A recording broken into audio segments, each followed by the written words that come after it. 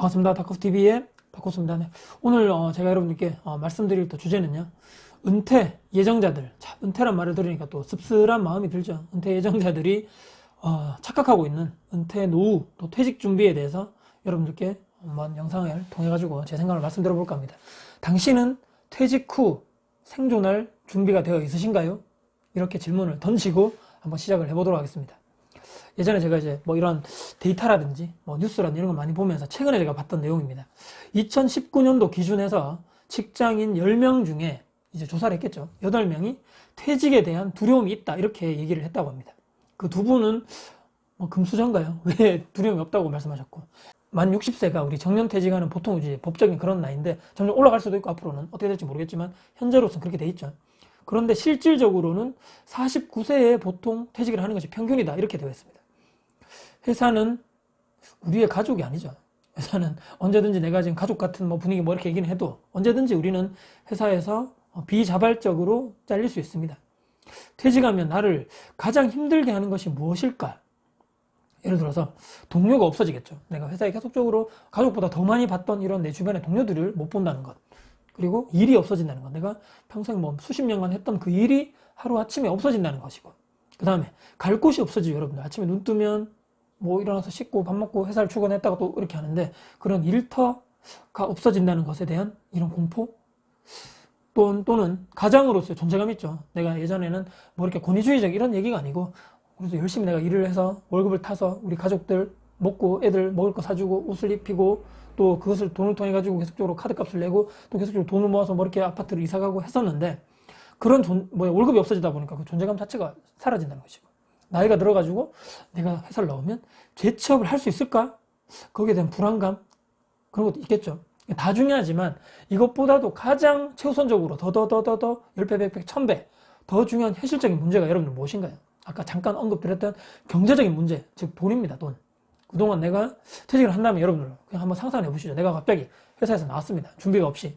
내가 또 다른 뭐 재취업을 할 수 있는 곳이 없고 회사를 나와가지고 처음에 좋겠죠. 아침 일찍 안 일어나도 되고 얼마나 좋습니까? 스트레스 안 받아도 되고. 하지만 내가 지금 돈이 없는데 돈 없이 우리가 세상을 살아갈 수 없지 않습니까? 먹을 것도 사야 되고 옷도 사야 되고 뭐 아파트 관리비, 통신비 다 내야 되는데 지금까지 내가 모았던 뭐 퇴직금이 있다거나 뭐 여유자금이 있는데 거기서 계속적으로 내가 조금씩 돈을 빼서 쓸 수밖에 없죠.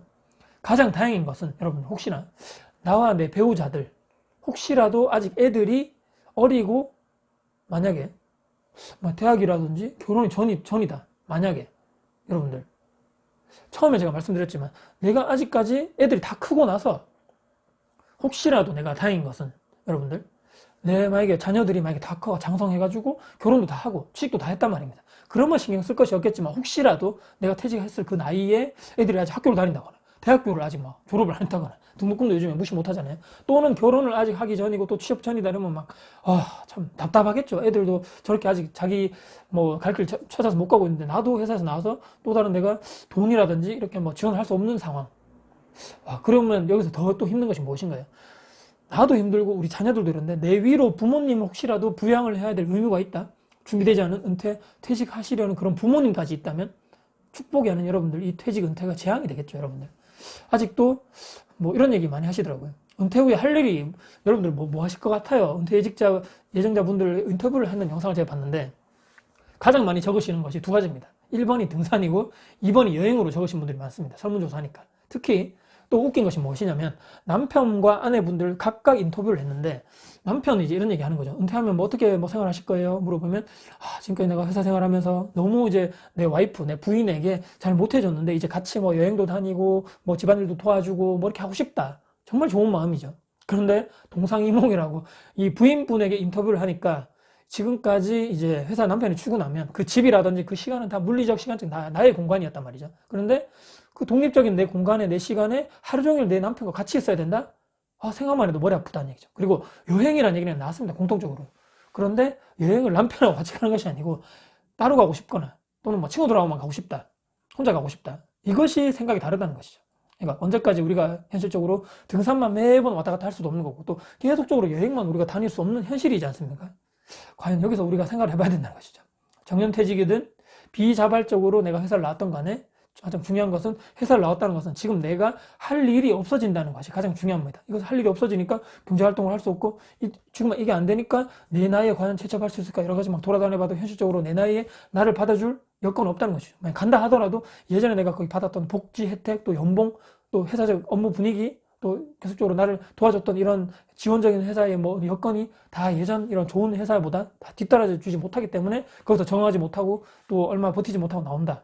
그렇기 때문에 내 존재감은 점점점 사라지고 일하지 않고 집에만 있는 사람들이 여러분들 우울증이 점점점 더 커진다는 얘기 들어보셨을 겁니다.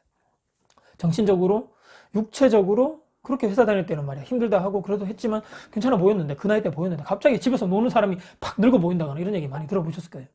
그러니까 앞으로 이 일은 말이죠. 두 가지 경우가 있습니다. 하나는 재취업이고 하나는 무엇인가요? 집에서 내가 만약 놀 수만 없다면 재취업 또는 내가 가진 이런 모아놨던 퇴직금이라든지 지금까지 모아놨던 이 돈으로 창업을 하는 것이죠. 여러분들 맞지 않습니까? 두 가지 길밖에 없습니다. 우리나라에서는. 기존에 내가 뭐 수십 년간 했던 이런 막 분야에서 내가 직업을 이거 뭐 경력이 있단 말이죠. 커리어를 두고 내가 다른 이런 뭐 조금 중소기업이라든지 또는 이런 소기업에 가서 내가 취직을 해서 업무를 해야 되겠지만 대부분의 이제 은퇴 전문가들, 퇴직 전문가들 얘기 들어보면 내 기존에 했던 일을 가지고 그런 전문 분야, 내 커리어를 가지고 나이가 들어서 그런 회사를 나를 받아주고 그 일을 계속 할 수 있는 확률은 거의 없다고 얘기를 합니다. 그러니까 내가 은퇴 예정자들이 가지고 있는 생각과 실제적으로 그 회사의 채용 담당자들이 생각은 다르다는 얘기죠.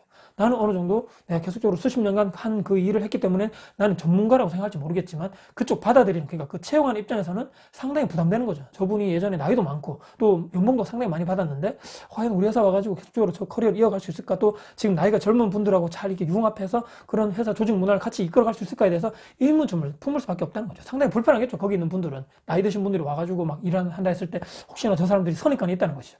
저 사람 혹시 좀 꼬장꼬장한 거 아니야? 또 뭔가 고집이 있을 것 같아? 또는 뭔가 말을 잘 안 들을 것 같아? 화합하지 못할 것 같아? 본인만의 생각이 있을 것 같아? 이런 여러 가지 생각 때문에 그 사람 생각과 나의 퇴직 예정자의 생각이 완전 다르기 때문에 그런 일, 내가 전문 분야 수십 년간 했던 일 가지고 다시 그 동종 업계에 가기가 상당히 힘들다는 것이죠. 그렇기 때문에 전혀 다른 업무를 할 수밖에 없다는 겁니다. 이런 구조적인 환경이 상당히 다르고 또는 계속적으로 이런 얘기 많이 들어보셨죠. 뭐 수십 년간 회사에서 또 수십 년간 학교에서 일을 하시던 선생님이라든지 교장 선생님들이 이렇게 뭐 오셔가지고 경비원 업무를 한다거나 뭐 적응하면 다행이지만 적응 못해 하셔가지고 나가신 분들 상당히 많다고 제가 들었습니다. 그렇기 때문에 연봉을 2천만 원 받기도 상당히 힘들다는 연구 결과가 있다는 것이죠. 이것도 상당히 극소수에 불과합니다. 그러니까 취업하셔가지고 이렇게 되기도 상당히 힘든 건데 대다수는 말씀드린 첫 번째 이렇게 재취업하는 결국은 정말 절대 소수고 대다수 분들이 창업에 도전하게 된다는 것이죠. 우리나라 40대 창업률이 여러분들 80% 이상이라고 합니다. 이 창업하시는 분들 나이대 중에 가장 많은 나이대가 40대 분들의 창업률이라는 거죠. 하지만 5년 생존율, 그러니까 창업을 해가지고 이 가게가 폐업하지 않고 5년 이상 계속적으로 생존할 확률은 27%밖에 안 된다는 연구 결과가 있습니다, 여러분들. 그렇기 때문에 그만큼 제대로 준비가 되지 못하면 창업, 뭐 프랜차이즈 이런 거겠죠. 또는 잘못된 마인드, 막 사장 마인드 있죠. 나 이제 말이야 뭐 열심히 일해가지고 가게 차렸는데 나 이제 사장이지 뭐. 카운터만 좀 보고 아니면 뭐 시간 남을 때는 다 종업원이라든지 다 맡겨두고 나는 뭐 스크린 골프나 뭐 현장 필드 가서 골프나 좀 치고 오지 뭐. 이런 사람들 있죠. 그런 마인드. 지금까지 내가 모아둔 돈, 퇴직금 한 방에 날리는 경우 상당히 많습니다, 여러분들. 많아도 너무 많죠. 제 주변에도 몇 분 있죠.